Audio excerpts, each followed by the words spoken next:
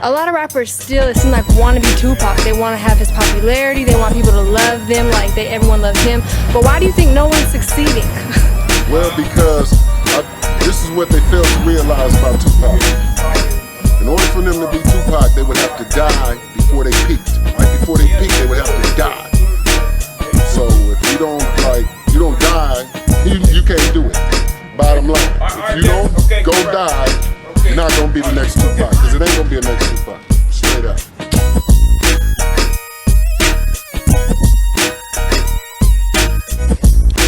Hello, my name is Cathy Scott. I am an author and news reporter, and the author of The Killing of Tupac Shakur and The Murder of Biggie Smalls, both bestsellers.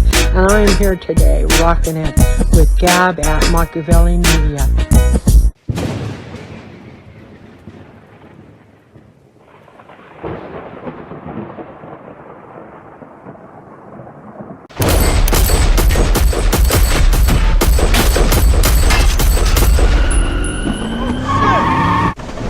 Pac saved my life. The reason why I say Pac saved my life. I got shot in the head, got grazed some other places, but I still got the bullet in my head. It's still there. But for as trying to get him to the hospital didn't make me realize that I was shot. Because usually when you get shot in the head, the first thing the person do is panic. You know, bam, I'm shot in the head, I'm about to die. You know. And once you do that, you can't drive nowhere. My whole thing was, Pac, he was shot. I'm like, you shot? I'm finna get you to the hospital. I'm driving, telling him I'm finna get to the hospital, kick back. Pac looked at me and said, you know what? You need the doctor more than me. You the one shot in your head. And we laughed the whole time going to find our way to the hospital. That's the conversation we had. It wasn't, Pac was a man the whole time. It wasn't that he was like, oh, I'm shot. He cracking jokes. He's like, yeah, they shot me. He said, but you shot in your head. Look at your head bleed. Look how much it's bleed. That was Pac. And I'm like, man, shut up. I'm gonna get you to the doctor. So he was conscious on the way to the hospital? He was conscious on the way to the hospital. He was conscious in the ambulance. He was conscious after they did the surgery. What was the last thing that he said to you? They love me. Yo, YouTube, what up? It's your homie Gab. I'm in the building, and this is MAKAVELI Media.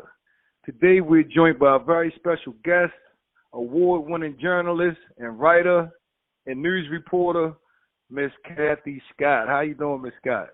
I'm great. Thanks for welcoming me. It's a nice welcome. Yes, ma'am.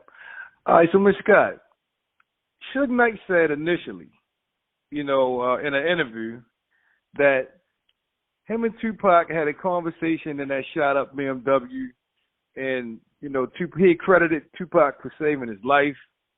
He said that Tupac eased the tension of him being shot himself, and they laughed, they joked, and Tupac was concerned about him, and he was concerned about Tupac. But there's also been a lot of controversy over the years about what was Tupac's last words. Do you have any inkling what Suge Knight may have told the police in a statement via his conversation with Tupac? And in Suge Knight's opinion, what was Tupac's last words? Well, I do. It's in my book, and when Tupac and Suge were in the car after it was shot up, and Suge is trying to get away by driving forward and then making a U-turn to get away from them, and he hollered at Tupac, are you shot? And he says, look at you. What are you talking about? I need it. And Suge says, you need a hospital. You need to go right to the hospital. And Tupac said, I need a hospital. You the one shot in the head. And then Tupac started moaning and said, got to keep your eyes open to Suge because he was driving. So Tupac was kind of making, light of it, but it was, then in the, Tupac stopped talking. You know, he was, I mean, because they had that short, if you want to call it a conversation, it's just back and forth. You okay? No, are you okay? Because you've got blood on you. No, you've got blood on you. And then Tupac was fading because he, of course, was shot in the chest. And that's ultimately what did him in was, you know, they couldn't close the wound to the chest, and he kept bleeding out until he was gone. They took 2 liters of blood just from his lungs alone. You know, that's how much he was bleeding. And so then Suge makes it to the Strip and hangs left, and who knows why he was going that direction, who knows what, but it could have been traffic. He was stuck in the lane, and that's the only way he could turn. I mean, it's Vegas, and you know the traffic is horrible near there on and near the Strip. And so by the time he got to where his, you know, Suge's tires, he was blowing out his tires by going up and down the median. Rims fell off his car, you know, or the hubcaps rather, and the rims were coming off. The tires were coming off the rims, and he got stuck, kind of turned sort of on the Strip. And in the meantime, the bicycle cops who heard the shooting, and then they were in a high-rise garage nearby, and then hustled down. They left the scene. They did not stay at the scene. Nobody got to the original scene, none of the cops, for 20 minutes. So they both left the scene of the crime and followed Suge Knight, got there, and so Suge Knight, then his initial thing was, and the entourage followed too. Some of the guys and Tupac's entourage were there too, and you know, Suge is like, he's bleeding, and then, you know, the door was shot up because it was the passenger side, and he couldn't get the door open, and they pried it open. Wow. So, do you know exactly what Suge Knight said to the Las Vegas Police Department in terms of... That's what he said. He explained. He told them what the conversation was. That Tupac said, "You all right?" And he goes, "Are you hit? Are you hit?" "Yes, I'm hit." "Yeah, I'm hit." And then he's like, "I need to get you to a hospital." He repeated that conversation to the police. And what do you mean, you've got to go to a hospital? You're the one. I've got to go. You're the one who's bleeding. And then Tupac just faded out because he was, you know, he's losing a lot of blood. Wow. So Suge Knight also said in the interview, the same interview, that Tupac was conscious on the way to the hospital, in the hospital, and even after surgery. Yeah, Tupac never woke up. Suge Knight never saw him, by the way. He never saw Tupac in the hospital. Afeni Shakur, Tupac's mother, was in charge of who could go in and see Tupac, and she did not allow him to do that. Suge, I don't know how he would know that. Suge Knight was in the hospital that night.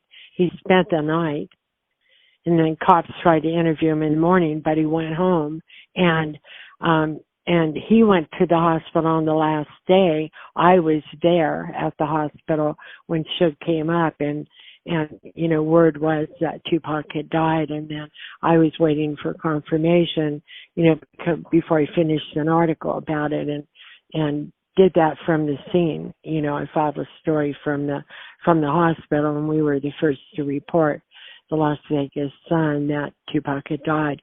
But Suge, I don't know, you know, the whole thing was Suge was trying to get Tupac out of the car, and he and a cop, they were able to open the door partway, and they dragged them out. And you know, that's the dumbest thing you can do, because you never move a patient, especially one shot in the chest, because who knows, any damage they may have done additional. And then Tupac was unconscious on the ground, is what I was told by officers there. And then the paramedics arrived and took both him and Suge away to the hospital. But Tupac was, if he was conscious at all, it was in and out of consciousness. So he wasn't telling anybody. The ambulance people were beside him. Oh, by the way, too, they were all around the gurney, as they were, putting it into the ambulance. But also because it took a bit to get, it takes a while to get homicide. Those guys are at home. They've got to be called. They could be at a movie, So they called on duty. Dispatch called general, they call them general detectives, but they just cover everything as backup to homicide. So they had detectives on the scene right away because dispatch called them. So you had detectives there, and my understanding in talking to the Highway Patrol and to Michael McDonald, who was a bicycle cop at the time. Now he has the RNC in Nevada, but Officer Michael McDonald, he said that it was so chaotic. There were tons of cops. There were 2 ambulances, but as backup, one went, and they got him out of there pretty quickly. And so there were no conversations that took place between police and Tupac because their number one general assignment, those detectives, that was their jurisdiction. Bicycle cops do not have the authority to interview a victim. They wait for the detectives to arrive. They do not start questioning because that's not their job. It's out of their jurisdiction.